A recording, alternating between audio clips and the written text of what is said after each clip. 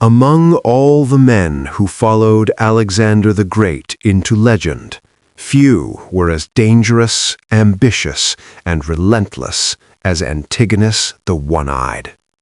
He was not merely a general marching behind a king. He was a man who believed destiny itself owed him an empire. Antigonus began his military life under Philip II of Macedon, Alexander's father. Long before Asia burned beneath Macedonian armies, Antigonus was already hardened by war. Born into a noble Macedonian family, he earned his reputation through experience rather than birth alone. By the time Alexander took the throne, Antigonus was a veteran commander, disciplined, ruthless, and utterly loyal. During Alexander's conquests, Antigonus proved indispensable. While others chased glory on the battlefield, Antigonus handled the less glamorous but vital task of ruling newly conquered lands. As governor of regions like Phrygia and Lydia, he combined military authority with political skill. Alexander trusted him not just with armies, but with stability. Everything changed in 323 BC, when Alexander died without naming an heir. Overnight, the world's greatest empire shattered.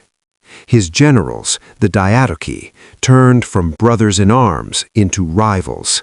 For Antigonus, this chaos was not a tragedy. It was opportunity. Granted control of Phrygia after the partition of Babylon, Antigonus quickly expanded his power base. He did not settle for survival.